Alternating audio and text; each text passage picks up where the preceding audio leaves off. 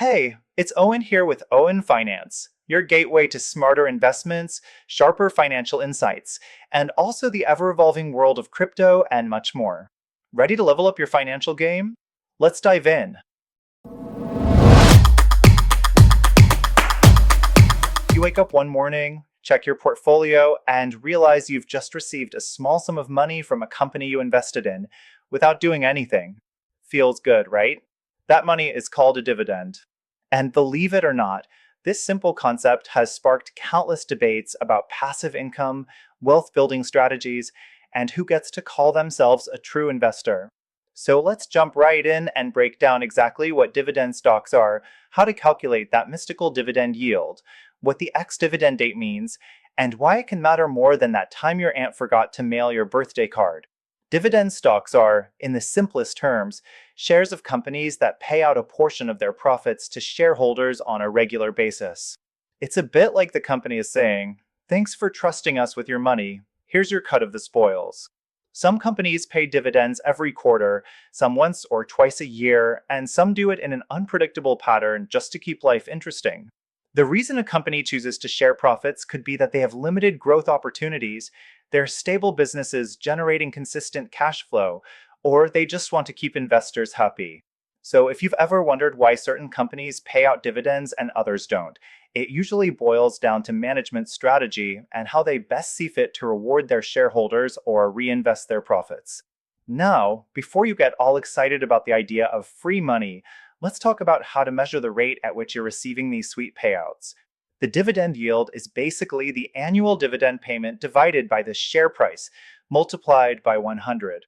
Let's say a share is priced at $100 and the company pays $5 in dividends per year. That's a 5% dividend yield. If you're new to investing, hearing 5% might not sound like a big deal. But if you think about it, that's a consistent return that has nothing to do with whether the stock goes up or down. It's just from dividends. Of course, the catch is that the stock price can fluctuate, changing the yield in real time. If the share price drops to $50 and the annual dividend remains $5, your yield soars to 10%. Before you do a little dance, remember that it means the stock price just halved, so your overall position might be in the red if you'd bought in at a higher price. So while a high yield can be eye-catching, it could also indicate the company is facing challenges, like a drop in share price, so always dig deeper. A little detail that often confuses beginners is the ex-dividend date. Think of the ex-dividend date as the line in the sand that determines who's going to receive the next scheduled dividend. If you buy a stock on or after its ex-dividend date, you won't receive the upcoming dividend. On the flip side, if you own the stock the day before the ex-dividend date, sometimes called the come-dividend date, you're eligible for that payout. It's kind of like the bouncer at a club who checks if you arrived early enough to get in on the night's guest list. Many new investors misunderstand this and buy a stock on the ex-dividend date, only to be disappointed when they don't get their dividend. The market also tends to adjust the stock price downward by roughly the dividend amount on the ex-dividend date. So if a company pays a $1 dividend per share, the market price might open about $1 lower that day. It's not an exact science. The market can do whatever the market wants, but it's a good rule of thumb. To understand how dividends actually reach your wallet, imagine you're at a meeting of the company's board of directors. They decide, all right, we made this much profit, we're going to share X% of it back with the shareholders. That's the announcement date. Then there's a record date, who officially owns shares on that date, and an ex-dividend date, which signals that if you own shares before this date, you'll be included. Finally, comes the payment date, when the money literally shows up in your brokerage account or as a check in your mailbox. Modern brokerages make it so that the process is pretty painless.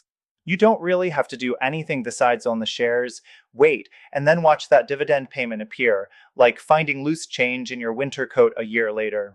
One question that naturally follows is, should I buy a stock just before the ex-dividend date to grab that quick dividend payout? That's like choosing dinner based on whether you get a free dessert, ignoring if the meal is any good. Sure, you might snag that immediate payout, but the share price will likely adjust downward by the dividend amount. Some folks try to time this and flip shares around dividend dates, but it can quickly turn into a lose-lose scenario if transaction fees, taxes, or a sudden drop in share price eat away any short-term gains. Plus, focusing purely on one upcoming dividend can lead you into what some call a dividend trap, buying into a stock with an unsustainably high yield, only to watch it slash the dividend later. Not exactly the best strategy for long-term wealth. Let's talk about what you can do with the dividends once you get them. One common approach is known as DRIP. No, not that fancy streetwear drip, but rather a dividend reinvestment plan. This plan automatically takes your cash dividends and uses them to buy more shares of the same stock. It's like having a self-replenishing candy jar, except it's shares of a company instead of sugar. The big idea here is compounding. Each new share you buy pays its own dividend next time, which can then buy more shares, which can then pay more dividends, and so on. Over years, sometimes decades, this can create a snowball effect. You start with a small position, and before you know it, that position could have grown significantly, even if you never added any more of your own money. Reinvestment, of course, only makes sense if it aligns with your long-term strategy and if you still believe in the company's prospects. Now, there's a whole world of dividend strategies out there, from retirees who want steady income to reinvestment junkies chasing the magic of compounding. Some people like to create a portfolio full of different dividend-paying stocks from various sectors, utilities, consumer staples, tech giants, you name it, to spread the risk. If one sector falls on hard times, the others might pick up the slack. Others prefer to concentrate on just a few big, reliable dividend payers, going all in on the conviction that these companies will remain strong forever. That second approach might sound tempting, but it's also riskier. Diversification is still the golden rule if you want to sleep well at night and not break into a cold sweat every time the market has a bad day. You might have heard of the term dividend aristocrats. Despite the fancy name, they're not wearing crowns or dining with royalty. These are companies that have a history of increasing their dividends every year for a certain number of years, often 25 or more. The so-called dividend kings have managed to raise dividends for 50 plus consecutive years. These titles attract a lot of attention because they hint at financial stability, a long track record of profitability, and a management team that prioritizes returning value to shareholders. Keep in mind, nothing's guaranteed in investing. A company could be a dividend aristocrat one year and then cut its dividend the next if something drastic happens. Still, these businesses are often seen as reliable anchors in a portfolio, especially for income-oriented or conservative investors. Of course, dividend investing isn't just sunshine and rainbows. One major advantage is the potential for a steady income stream. This is particularly handy if you're aiming to live off your portfolio one day. Some investors even say it feels like a monthly or quarterly paycheck for doing nothing more than owning shares. It can also soften the blow of a flat or mildly declining stock price because you're at least getting some return through dividends. On the flip side, companies don't guarantee dividends forever. If times get tough, like during economic recessions or unexpected downturns, businesses can reduce or eliminate their dividend. That can hammer the stock price. Plus, a dividend might suggest that the company doesn't see high return opportunities to reinvest that cash in growth. If you prefer companies that are still expanding, you might be missing out by tying your money to a big, slow dividend payer. Another controversy in the dividend space is taxes. Typically, dividends are taxed, which can reduce your net return. Investors who prefer purely growth-focused stocks often argue, why would I pay taxes on dividends now when I could let the company reinvest everything and only pay taxes on capital gains later? Then again, some people just love seeing that cash in their account. For those looking to invest in dividend-paying companies, a little research goes a long way. The biggest rookie mistake is getting hypnotized by a massive yield, like 12% or 15%, and ignoring the underlying risks. That kind of yield can be a sign the market anticipates the dividend won't last, or the company might be in serious trouble.